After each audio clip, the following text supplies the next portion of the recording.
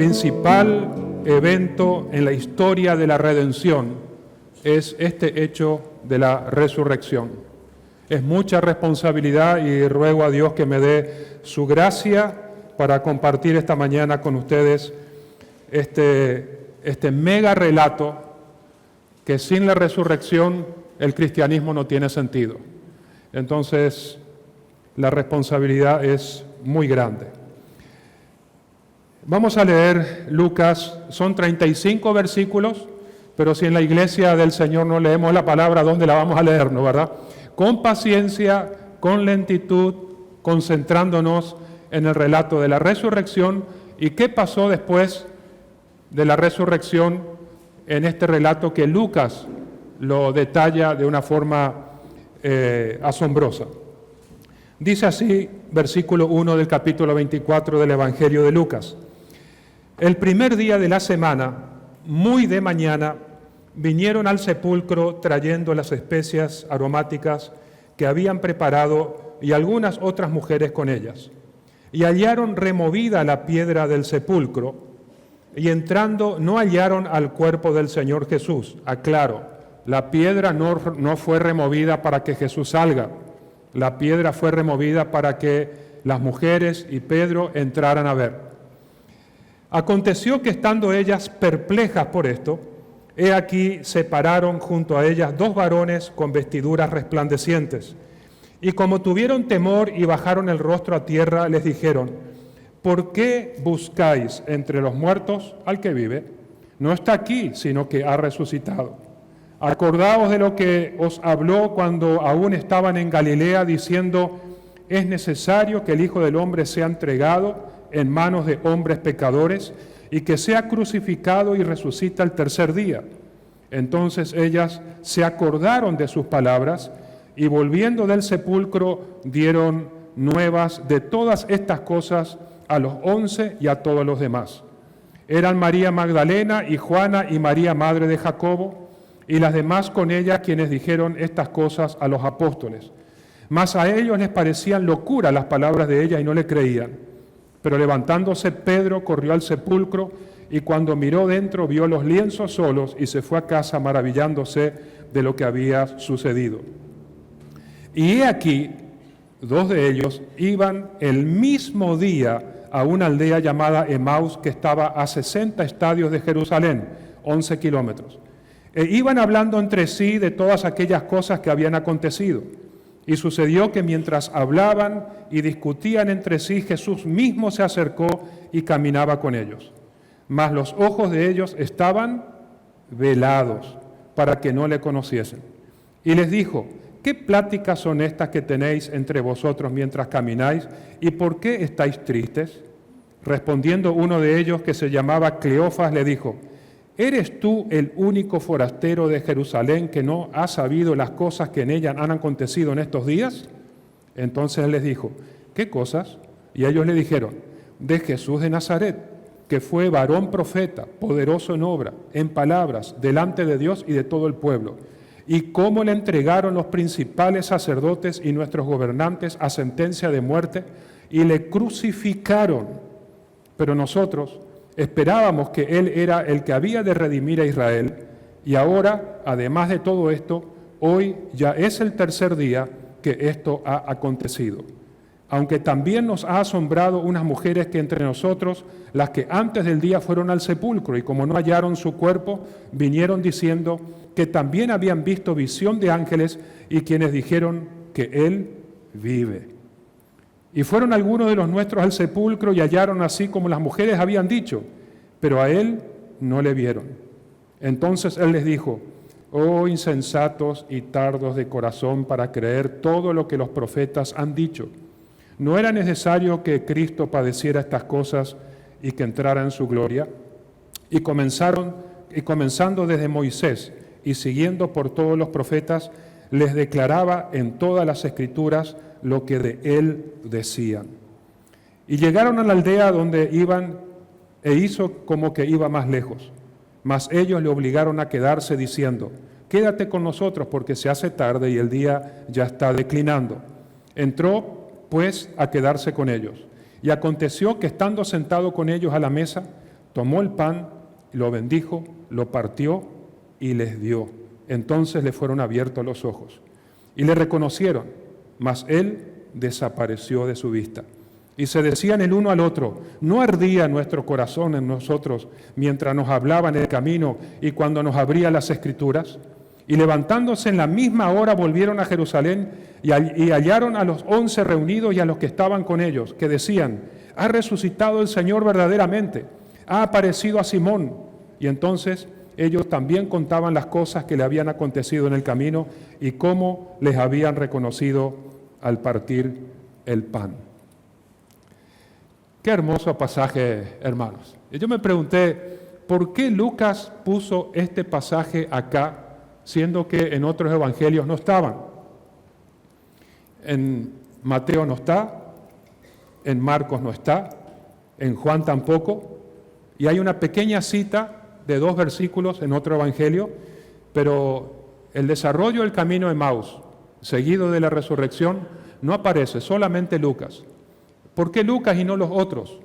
Lucas escribió a los gentiles, a nosotros, Mateo a los judíos, Marco a los romanos, Lucas y Juan a una carta universal, pero Lucas a los gentiles, a gente como nosotros. Y Lucas incluyó este pasaje de camino a Emmaús, seguido de la resurrección, por algo. Y hoy creo que completo la 15ª lectura de este pasaje para poder compartir con ustedes algunas de las cosas que Dios puso en mi corazón. Pero Lucas hace una investigación minuciosa, detallada. En el capítulo 1 del Evangelio de Lucas, él advierte que él, investigando minuciosamente, llega a las conclusiones que relata y se lo dirige a Teófilo. Y esta investigación, que es inspirada por Dios, no porque no es una investigación, no es inspirada por Dios, Dios la inspiró para poder detallar en forma precisa los acontecimientos y los hechos, es lo que yo quiero compartir esta mañana con ustedes. Como dijo Fabio, la resurrección es la fecha cumbre del cristianismo. No es Navidad, porque Navidad no cae en Navidad. Navidad cae más o menos en abril, mayo, el verdadero nacimiento de Jesucristo, ¿no? Y la gente festeja Navidad por cuestiones que ya en Navidad se predican, ¿no, verdad?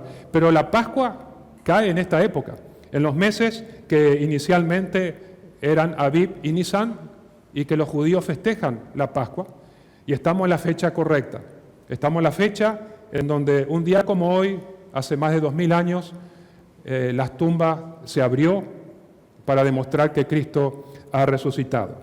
La resurrección, cuando la estudiamos, vemos que tienen la promesa divina que por la fe en el sacrificio de nuestro Señor Jesucristo somos aceptados por Dios. ¿Usted sabe lo que significa eso? Ser aceptados por lo que Dios hizo a través de Cristo en la cruz. Ahí está el núcleo de nuestra fe y la confirmación de la promesa de nuestra justificación y aceptación ante Dios. Y negar la resurrección de Jesús es directamente negar nuestra fe. Y sin la resurrección de Cristo, la cruz pierde sentido, pierde valor, propósito, y nunca la comprenderemos totalmente. Entonces, hermanos, cuando tocamos el tema de la resurrección, que es uno de los hechos que más se ha estudiado, que más se ha atestiguado en la historia, y a la par de eso, los enemigos de la resurrección, los enemigos de la cruz, han tratado de descalificar y de negar este acontecimiento. Ellos no han negado la muerte de un Galileo en Palestina en manos de Pilatos, pero sí negaron la resurrección sin tener los resultados.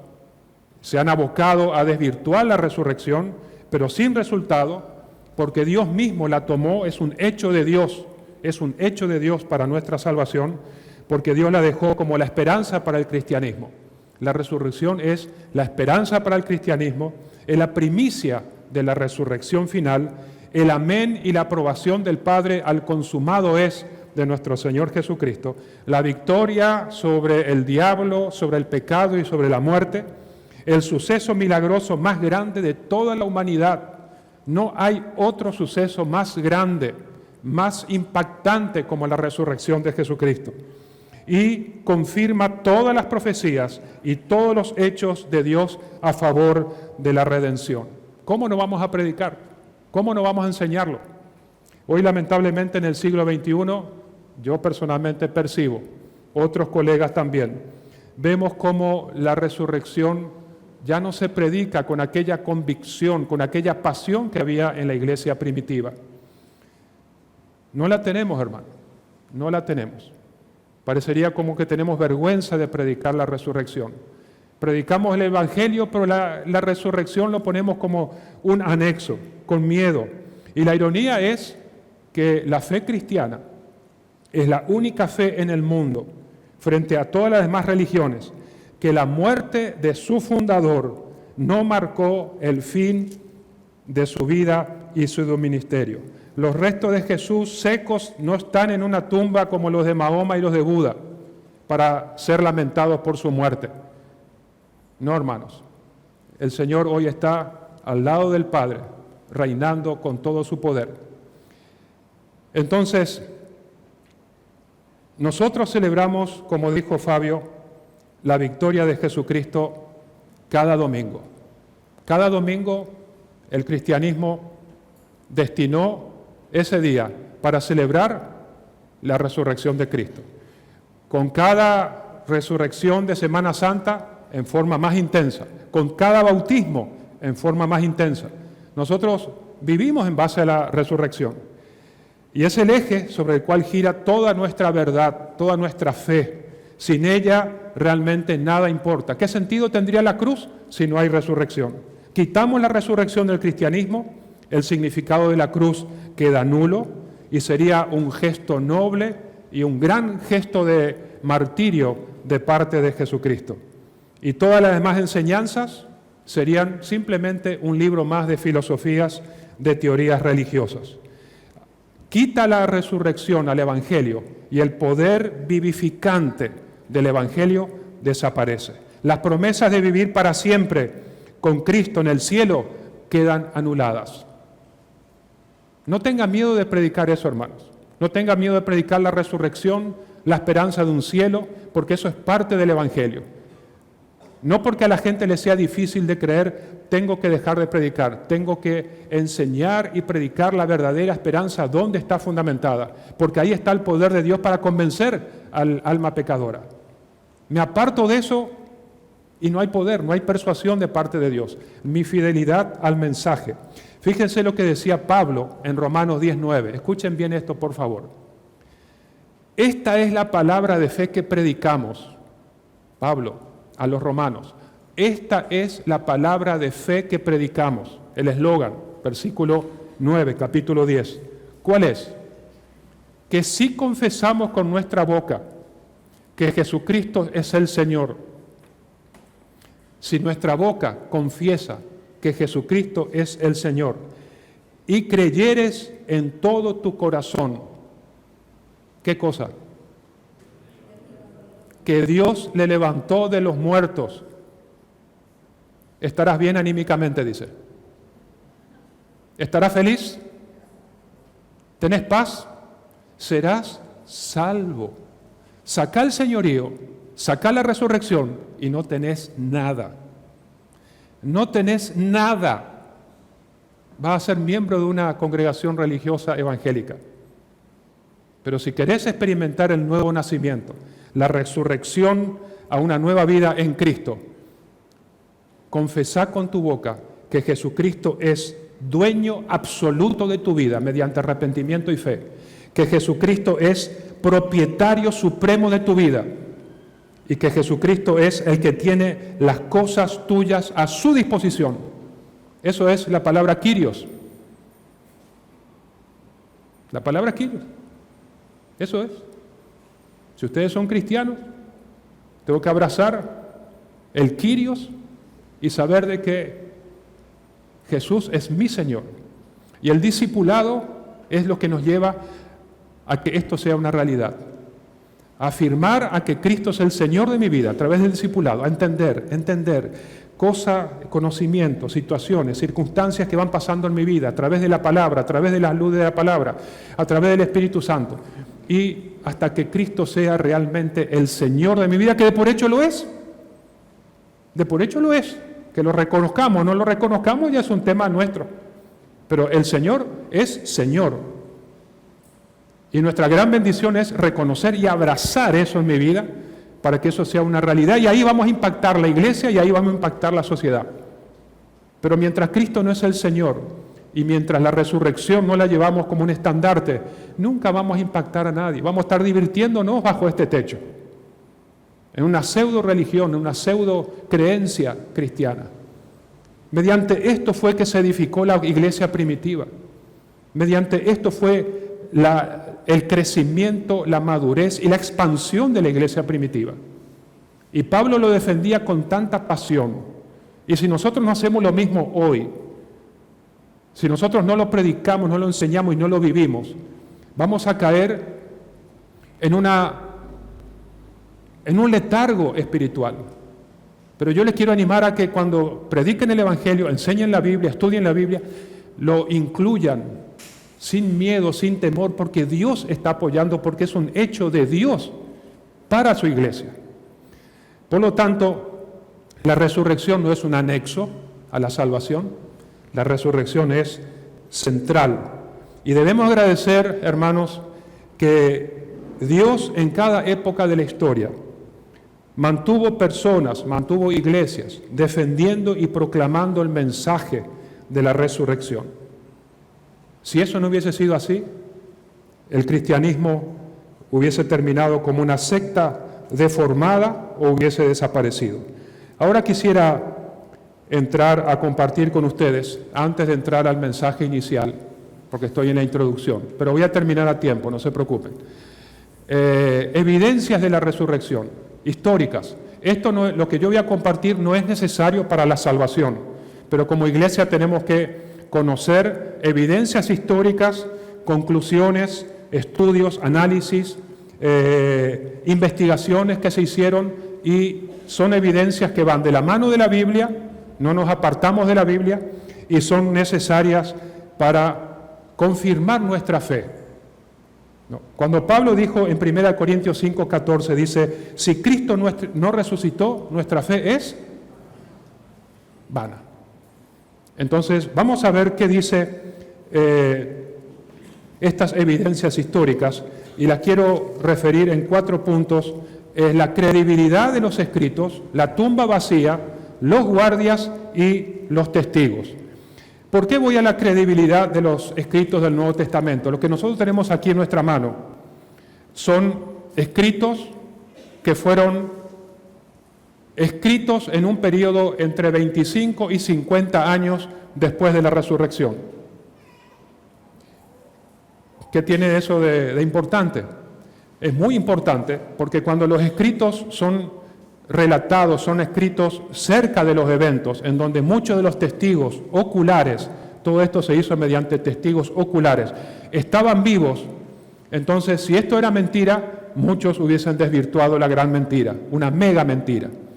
Y para tener una idea, los escritos del Nuevo Testamento en griego son unos 5.700 y en otros idiomas unos 9.000. Quiere decir que hay unos 15.000 aproximadamente escritos que estaban circulando en aquella época avalando la resurrección. Para tener una idea, un famoso filósofo como Platón tiene 7 escritos 1.200 años después de cuando él lo dijo. ¿Quién puede corroborar después de 1.200 años y con 7 escritos? Entonces, la credibilidad de los escritos no se puede cuestionar por las condiciones en que se dieron. La tumba vacía fue mostrada primero ¿a quién? A mujeres. Las mujeres eran poco creíbles. Las mujeres en aquella época no tenían aceptación ni en un juicio, no eran tomadas en cuenta porque no eran creíbles. Josefo decía que eran muy emocionales, pero no se preocupen, el Señor Jesús reivindica a las mujeres cuando él le dice, María Magdalena, vos vas a ser la primera en que voy a dar mi testimonio de resurrección. Así que siéntanse ustedes reivindicadas, bendecidas y totalmente aceptadas del Señor en forma incondicional. La tumba vacía. Fíjense qué dijeron los fariseos. Si yo quiero desvirtuar un hecho, yo soy el enemigo, quiero desvirtuar un hecho, ¿voy a usar las mujeres que no son creíbles? No voy a usar las mujeres, voy a usar a alguien creíble. Y los fariseos, que sí eran creíbles, ¿qué pasó con ellos? Cuando los soldados le fueron a contar a los fariseos lo que había pasado. Uno de los soldados había visto al ángel y había visto la piedra que se había corrido. Y los fariseos le sobornaron. Quiere decir que los fariseos aceptaron que la tumba estaba vacía. Entonces los menos creíbles y los más creíbles aceptaron que la tumba está vacía. Y todo esto yo le cuento para que mañana, si tenemos que estar hablando con alguien sobre la credibilidad de la resurrección de Cristo, ¿no?, utilicemos estos argumentos. Aparte, porque lo que tiene poder para convertir es la palabra, no es los testimonios. ¿Sí? No use los testimonios históricos para convertir un alma pecadora, utilice la palabra. Pero esto sirve para acompañar los argumentos. Entonces, los guardias, cuando Pilatos le dice a los fariseos, te voy a dar una guardia, la guardia en la antigüedad eran 4 hombres que se turnaban cada 3 horas para completar la guardia nocturna. Pilatos le da la guardia a los fariseos. Cuando pasa lo que pasó, los guardias le cuentan a los fariseos le creen y los fariseos le sobornan. Entonces, ¿las medidas de seguridad harían posible el robo del cadáver de Cristo? Imposible, hermanos. ¿Por qué? Porque un guardia a quien se le escapa un preso pagaba con la muerte. A un guardia que cuidaba un cuerpo de un muerto pagaba con la muerte. ¿Qué le dicen los fariseos a los guardias? Tomen la plata y si Pilato se entera, déjame a mi cargo. Política. Si Pilato se entera, nosotros le vamos a cubrir a ustedes. Pero afirmen de que los discípulos le robaron el cuerpo, que es lo que creen hasta hoy. Entonces, pregunto, la deducción ya está, pero pregunto en voz alta. Si los discípulos se robaron cuando dormían, ¿cómo saben si dormían? Y si no dormían, ¿cómo lo permitieron? ¿No, verdad? Buena conclusión, ¿están de acuerdo conmigo? Entonces, tema de la credibilidad, tema de la tumba vacía, tema de los guardias no ayuda. Ahora vamos a los testigos. 15 apariciones se calculan que tuvo Jesucristo en esos 40 días. Se apareció a más de 500. Hay gente que dice que fueron alucinaciones, que fueron visiones. Ningún científico en la actualidad te apoya de que las alucinaciones y las visiones pueden ser en masa. ¿Cómo se justifica el cambio de actitud de Tomás, de Santiago, de Pablo, de perseguidor a perseguido? En donde leemos 1 Corintios capítulo 15 y encontramos una magistral obra de la resurrección. No hay otra en la Biblia, un detalle de la resurrección y una enseñanza de la resurrección como escribe Pablo. En 1 Corintios capítulo 15 yo estuve tentado a predicar sobre eso, pero me quise ser fiel al texto, a los hechos de la resurrección. Solamente que hayan tenido una experiencia real y que hayan creído una causa a tal punto que estaban dispuestos a morir, porque nadie va a estar dispuesto a morir por algo que no creen. ¿Amén? ¿Amén? Sí, ¿no, hermanos? Si usted no cree en algo, jamás va a dar su vida por eso, pero si usted cree, yo voy a dar mi vida por el Evangelio. Y bueno, si mañana se desata una persecución y yo no lo doy, reclámenme por favor, ¿sí? Y ahora quiero entrar a desarrollar el texto. Lo haré rápidamente. Mi querido colega, el pastor Alberto Enns, a quien respeto y con el cual estuve 20 años a su lado, hoy tiene 90 años, él se sacaba el reloj en la prédica, ¿no, verdad? Y la iglesia decía, el pastor va a controlar su tiempo, ¿no, verdad? A través de los años, cuando veíamos que él se saca el reloj, la pregunta era, ¿qué significa cuando el pastor Enns se saca el reloj? No significa nada. ¿Me entiendes? No significa nada. O sea, él predicaba lo que sentía que tenía que predicar y si el tiempo se pasaba. Pero voy a ser fiel al tiempo porque estoy en una iglesia invitada. Abrimos, por favor, ahí en Lucas nuevamente. Y quiero compartir algunos efectos de la resurrección y especialmente de este relato en nuestras vidas. Y en primer lugar, como los fariseos pensaron de que la historia terminaba con la muerte de Cristo, ellos pensaron que todo terminaba con el Cristo crucificado. Pero ahí, hermanos, no debemos de terminar cuando el hombre termina, por favor. La tragedia, la pesadilla recién comenzaba. No terminar cuando la historia recién comienza, y eso es para cada uno de nosotros. El hombre puede decir hasta aquí, pero para Dios puede ser el inicio de una historia nueva. Cuando Cristo muere, la gente aplaudió, otros estaban sufriendo, pero los que aplaudían la muerte de Cristo ni se imaginaban de que para Dios la cruz fue una coma, no un punto final. Ahí la historia recién comenzaba. Y hermanos, esa es una inclinación nuestra también. Yo no sé qué crisis has pasado en este último año, en estos últimos 5 años, estás pasando ahora, en donde de repente alguien dijo hasta aquí, un despido, una tragedia, una pérdida, no sé. Pero si eres hijo de Dios, y si no lo eres también, pero si eres hijo de Dios, te puedo asegurar que la historia recién comienza. ¿Qué significa eso? Vas a tener que descubrirlo tú mismo, tomando los hechos en la Biblia y especialmente este pasaje, mega pasaje de la resurrección, en donde nosotros miramos nuestro corazón y nos damos cuenta que cuando pasa algo queremos dejar todo. Pasó con Pedro, él volvía a la pesca, frustrado, él estaba volviendo a la pesca, lo que anteriormente hacía. Para él era un punto final la muerte de Cristo.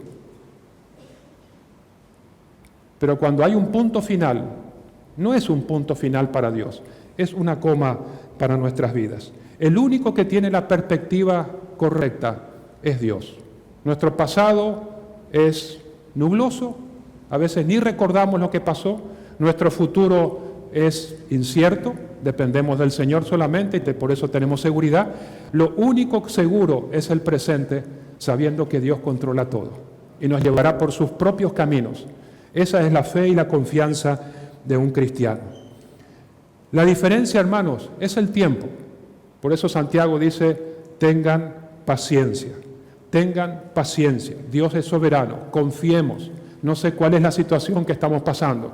Yo pasé por situaciones muy difíciles, en donde muchas veces sentí que el punto final que el hombre me ponía era un punto final para mi vida. Después descubrí que las cosas no dependen de lo que el hombre dice, las cosas dependen de lo que Dios dice.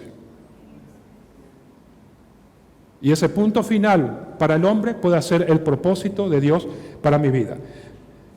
El segundo punto es el Dios que permitió este relato. Evidentemente es el Dios de la revelación. Fíjese el versículo 16 y el versículo 31. Dice que sus ojos estaban velados para que no le conociesen. El 31 dice, entonces le fueron abiertos los ojos y le conocieron, mas él desapareció de su vista. Miren, hermanos, Mateo 11:27 dice que revela aquel a quien el Hijo le quiera revelar. Si Dios no revela, jamás conoceríamos lo que tenemos que conocer. Jamás conoceríamos. Si Dios no interviene en abrir la mente de la persona, la persona no va a entender lo que tiene que entender. Estos hombres que iban caminando allí, que hoy todavía no está claro por qué está este relato acá. Podemos entender muchas cosas, pero no todo. Si estos hombres no eran abordados por el Señor Jesucristo, ¿iban a entender todas las cosas? No iban a entender. Y esta es una enseñanza de que tenemos que orar para que Dios nos revele a nosotros las verdades y para que Dios revele las verdades a las otras personas. ¿Quién fue la primera persona a quien Jesús se le reveló? María Magdalena, testigo de la resurrección. Después, Tomás. Después, 500. Después, Pablo. Él no se reveló a Pilatos, él no se reveló a Herodes, no se reveló a los fariseos. Tampoco en Jerusalén, se reveló en Galilea. Un pueblo que era tenido como menos importante por la clase de gente, de trabajadores y actividades que había. Pablo escribe en Efesios 1:17, ruego a Dios que les dé espíritu de revelación. La palabra revelación está muy gastada porque ha sido mal usada, pero en el sentido correcto, espíritu de revelación es que Dios abra nuestro entendimiento para entender las verdades. Pablo oraba por los hermanos en Efesios. Cuando él ora por sí mismo, cuando él le cuenta su testimonio por sí mismo en Efesios 3:3, ¿qué dice? Dice, por revelación me fue declarado el ministerio. Él no queda excluido de que Dios se reveló a él. El Dios de la Biblia es el Dios que se revela. Y si yo quiero imponer algo sin orar a Dios para que Dios revele y nuestra dependencia en que Dios a través de su Espíritu Santo revela su palabra, sus verdades a las personas en el corazón oscuro, atado por el pecado. Hermanos, tomen entusiasmo en eso. A veces estamos predicando el Evangelio, predicando, y no, pastor, es tan duro, no entiende. Pero oraste por la persona para que Dios le revele, le abra. No, la verdad que no. Y orar, hermano, acompañar. ¿Y hasta cuándo tengo que orar? Hasta que cambie. Hasta que cambie. Sí, pero hace 10 años que seguí orando, hermano. Ayunar, orar, clamar, rogar, subir la intensidad. Rogar, suplicar, clamar, orar. Y cuando me dicen ¿hasta cuándo? Esa es la pregunta que quiero que me digan, ¿no? ¿Verdad? Anhelo que me hagan esa pregunta. ¿Y hasta cuándo, pastor? Y hasta que Dios haga, porque Dios está tratando tu vida también. El otro punto. Jesús, y acá es espectacular, nosotros tenemos cualquier cantidad de prejuicios. No, porque mira, él era un adicto reventado, viejo. Mira que... ¿Quién le puede predicar? Ya le predicamos, hicimos todo lo posible. Jamás se va a convertir. Nunca digas eso. Por favor, nunca digas eso. Eso es ir contra la soberanía de Dios. Es ir levantar el puño contra la gracia, el amor y la soberanía y la capacidad de Dios. Nunca digas eso. Para Dios todo es posible. Hermanos míos, todo lo que es costumbres sociales, culturales, estatus, situación en que se encuentra la persona, no es un obstáculo para la salvación de parte de Dios. Eso nos enseña la resurrección y este pasaje. Eso nos enseña, hermanos. ¿Quién fue la primera mujer? Yo sé que después de este sermón las mujeres me van a aplaudir, ¿no? ¿Verdad? Era María Magdalena, 7 demonios. ¿Ustedes saben lo que hacía una mujer con 7 demonios en aquella sociedad religiosa? Desastre. Públicamente ella era descartada como la posibilidad de que reciba la gracia de Dios para salvación. Pero a esa mujer, ¿quién es en tu familia, en tus amistades, en tu barrio, en tu trabajo? ¿Quién es aquella persona que vos decís, ¿qué le voy a hablar de Cristo? Este jamás se va a convertir. Bueno, de mí decían eso también, ¿no? ¿Verdad? 35 años atrás. Le decían a mi esposa, déjale a ese tipo te amargó la vida, ¿qué vas a hacer? Tengo un amigo que se llama Amado Verino. Usted puede entrar en Google y ponga Amado Verino y le van a salir 70 órdenes de capturas. Ningún director de cárcel lo quería tener. Nadie lo quería tener en su cárcel. ¿Usted se imagina a qué punto ese hombre estaba dentro del ambiente carcelario? Esa persona yo quiero, dijo el Señor. Esa persona quiero salvar, y a esa persona salvó. Entonces, hermanos, por favor, lo que la sociedad rechaza, y a veces la propia iglesia rechaza, el Señor lo toma y lo redime. Amén.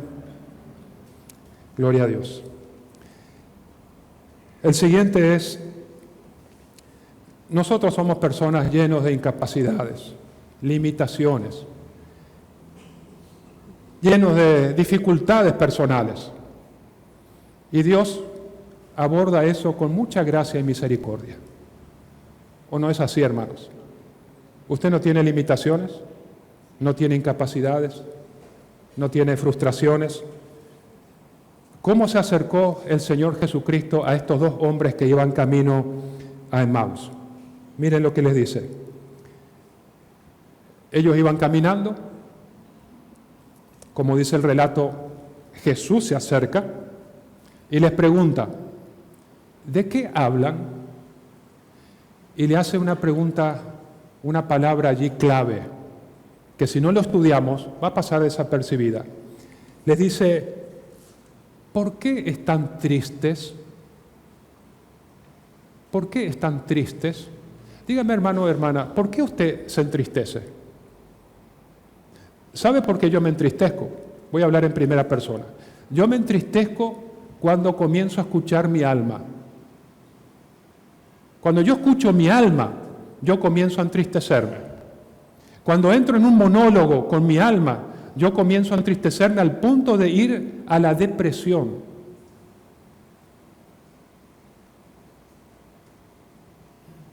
¿Por qué están tristes?, le dice.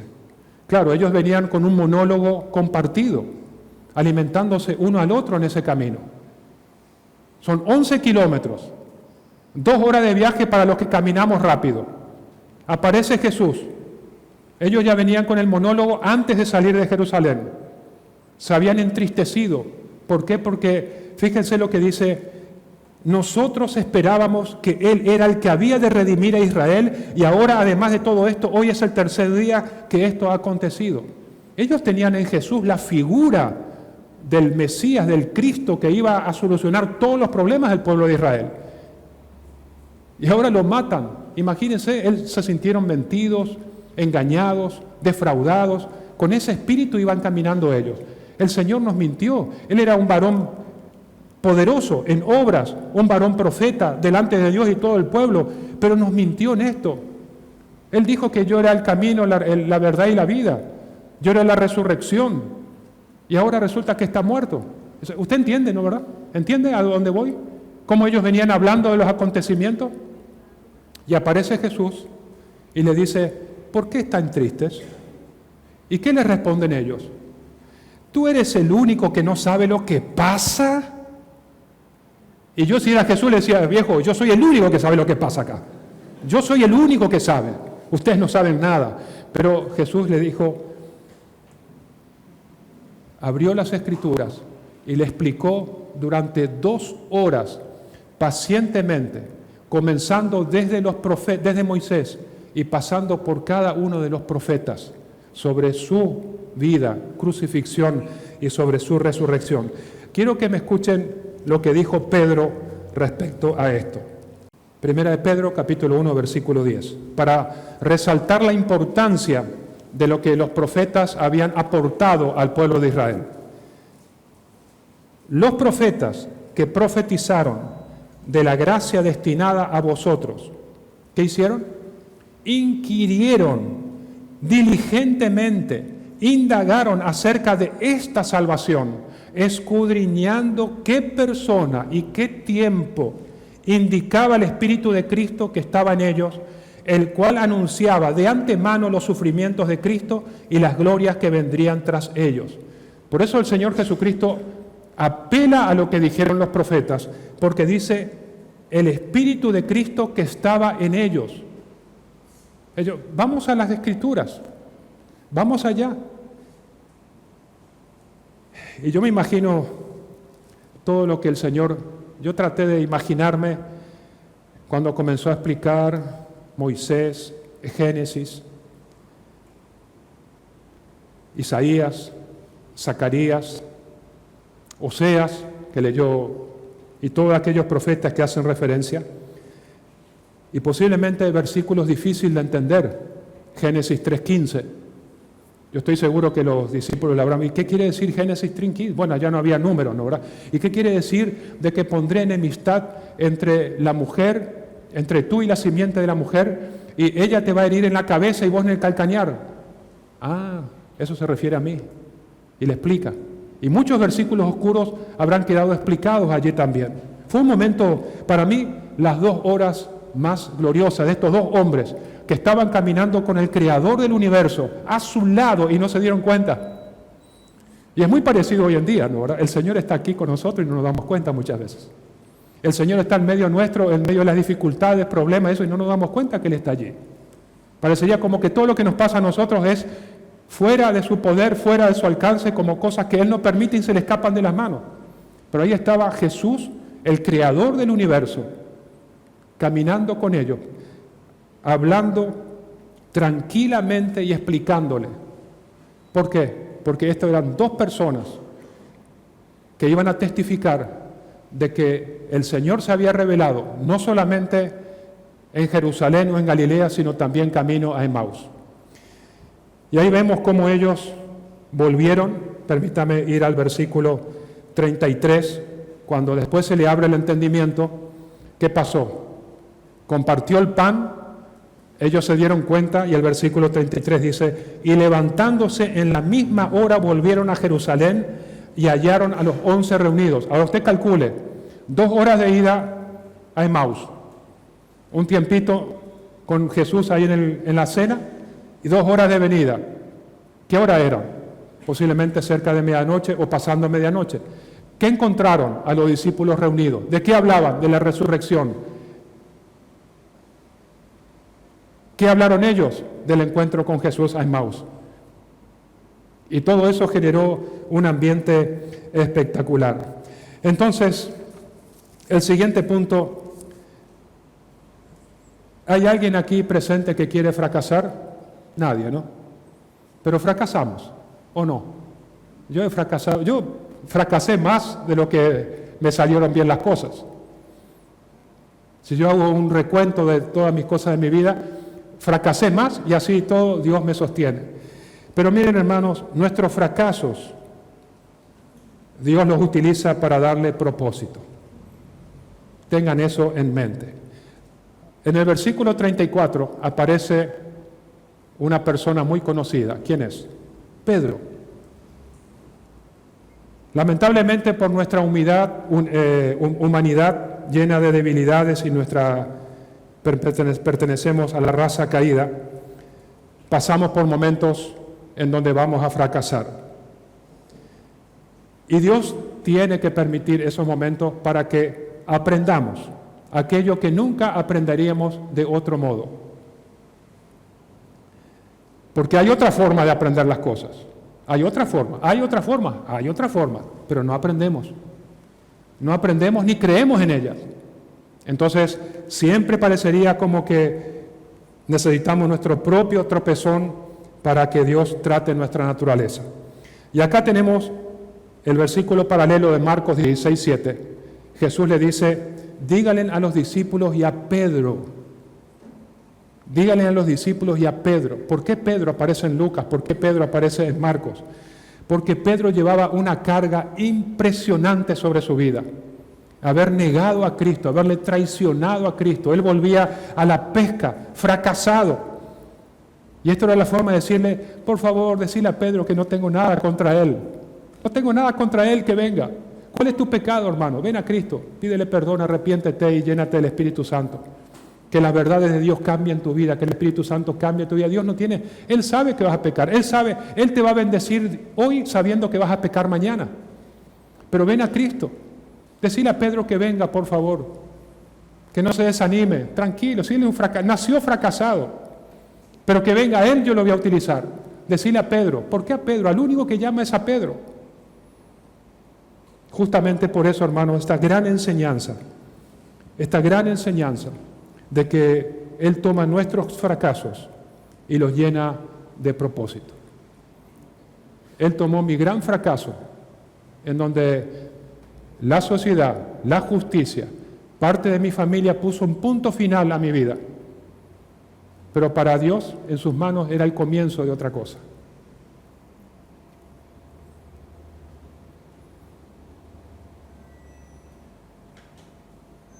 Con Pedro era el comienzo de un gran ministerio que él llevó adelante. ¿A quién agarró el Señor? A un hombre fracasado que le había traicionado públicamente. Yo ni sé quién es él. Pedro, vení conmigo, por favor. Vení conmigo. Decirle que esté allá. Yo voy junto a Galilea. Que esté Pedro también. Tengo cosas que tratar. El siguiente, y voy terminando. Algo impactante en este relato. Y anote bien esto, hermanos, por favor. Algo impactante. Ustedes saben que la fe viene por el oír. La fe no viene por los milagros. Los milagros simplemente son la veracidad de la palabra que trae fe. Pero nadie se convierte por los milagros. Yo me puedo sorprender por un milagro, pero convertirme por un milagro sin la palabra de Dios, no. Y Dios no usó los milagros para tratar a la gente. Él usó la palabra. ¿Qué pasó en el encuentro de Emmaus? Por eso lo considero tan importante. Versículos 25 y 27. Léalo, por favor. Dice así: insensatos y tardos de corazón, para creer. Mírame, yo estoy vivo, para creer que todo lo que los profetas han dicho. ¿No era necesario que el Cristo padeciera estas cosas y entrara en su gloria? ¿Qué hizo después? Comenzando desde Moisés y paseándose por todos los profetas, le declaraba, ¿qué cosa? La palabra todas las Escrituras. Todas. ¿Qué quiere decir todas? Todas. No es parte. No, esto no porque esto es difícil de creer. Esto no porque esto no lo van a entender. No, él declaró todas las Escrituras. Y eso es algo que hoy en día nosotros como cristianos tenemos que estar presentes. Que sin la palabra de Dios nadie se va a convertir. Sin que la persona tenga contacto con la palabra de Dios, nadie se va a convertir. Porque es la palabra de Dios que produce la fe. Es Dios que produce la fe a través de su palabra. Él era un milagro ambulante, pero él no utilizó su milagro para traer convicción en las personas. Él usó la palabra. Por la palabra nacemos y por la palabra nos santificamos. Otra de las cosas, hermanos, tarde o temprano, la verdad triunfa sobre la mentira. Si nosotros vemos lo que dicen otras religiones, lo que dijeron los fariseos, otras creencias, son todas mentiras. Una de las religiones más grandes hoy del mundo dice que Jesucristo en la cruz se desmayó y los discípulos lo vieron desmayado, quitaron el cuerpo de Jesús y colgaron el de Judas. ¿Usted puede creer eso? Bueno, hoy es lo que profesan una de las grandes religiones en el mundo, esa con respecto a la resurrección de Cristo. Otros dicen que las mujeres se equivocaron de tumba. ¿No? Se fueron a la tumba a la dirección equivocada, le mandaron la ubicación errada. Entonces, y otros dicen que Jesús simplemente se desmayó. Amén. Así que quiero leerles lo que escribió, lo que dijo Pedro en el primer sermón, en Hechos capítulo 2, versículo 36.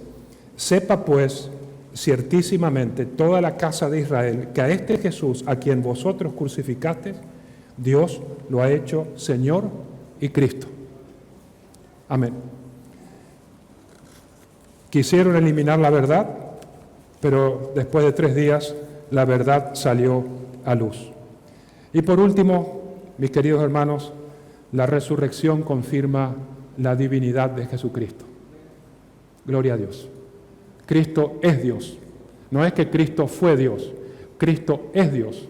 Y Cristo es Dios, y las palabras y los versículos que hemos leído comienzan a tomar poder y fuerza con la resurrección. Hay poder de Dios, hay fuerza divina en los versículos. Cuando usted lee, yo soy el camino, la verdad y la vida, nadie viene al Padre si no es por mí, eso tiene fuerza divina. Eso tiene poder del Espíritu Santo para entrar en las almas. Cuando leemos, yo soy la resurrección y la vida, el que cree en mí, aunque esté muerto, vivirá. Hay fuerza divina en esos versículos, no fuerza humana, fuerza divina. Cuando leemos en Hechos 1:3, y se presentó vivo con pruebas indubitables, hablándoles del reino de Dios. Hay fuerza divina allí, porque Cristo es Dios y Cristo resucitó porque es Dios. Y cuando leemos en Apocalipsis y Él se revela a Juan y le dice, no temas, yo soy, y el que vivo, estuve muerto, mas he aquí vivo por los siglos de los siglos. ¿Qué más quiere con eso, hermanos? Y quiero concluir con lo que dijo Pablo, 1 Corintios 15:20.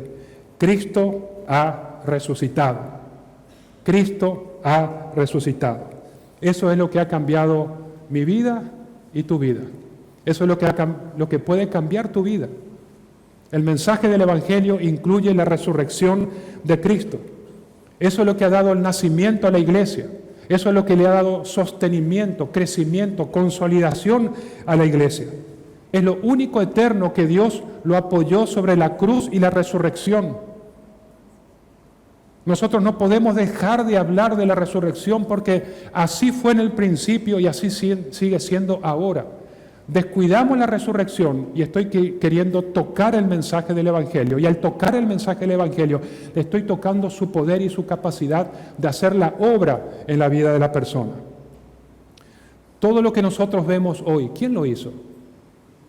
Tu vida cambiada, el nacimiento de una iglesia. ¿Quién lo hizo? ¿Quién lo hizo si no es Él?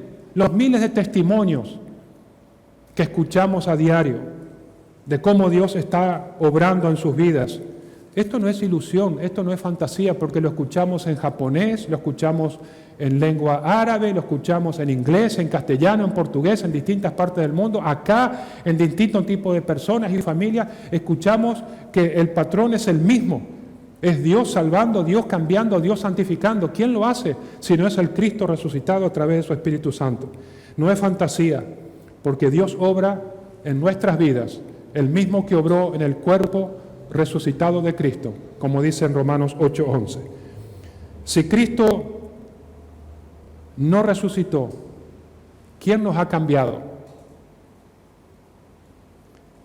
Cristo ha resucitado y esa es nuestra garantía, hermanos. Esa es nuestra garantía. El Espíritu Santo pone convicción y fe en la resurrección para que sea nuestra garantía de que yo también un día voy a resucitar. Nuestra vida aquí es temporal, es pasajera. Un día voy a resucitar, ya no en un cuerpo de pecado, sino en semejanza a Él.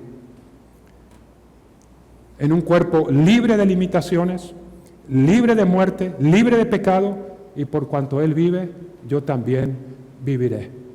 Yo también viviré. Así que, mi querido hermano, mi querido amigo, ven a Dios en la situación en que estés. Si estás en lo mejor de tu vida espiritual, ven a Dios. Reconságrate, por así decirlo. Ven a Dios. Ven a Dios y dile al Espíritu Santo que siga obrando en tu vida, que haga todo lo necesario para seguir creciendo y madurando y conociéndole más a Él. Si estás seco, si estás pasando por una crisis, si no tenés ganas de orar, de leer la Biblia, si ves que te estás alejando, si ves que las cosas ya no las podés controlar, si estás frustrado, desanimado, si estás a punto de dejar todo lo que estás haciendo, porque alguien quiso poner un punto final en tu vida, ven a Dios. Ven a Dios, ven a Dios, no hay otro lugar a donde ir, ven a Dios. Sé sincero, sé honesto, muy sincero. Dile a Dios todo lo que hay en tu corazón, porque Él lo sabe ya. Él está esperando que uno lo reconozca.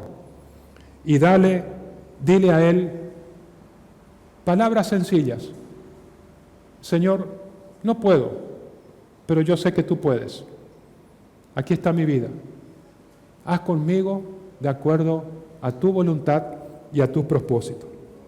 Haz la obra en mí. Ven a Dios. Oremos.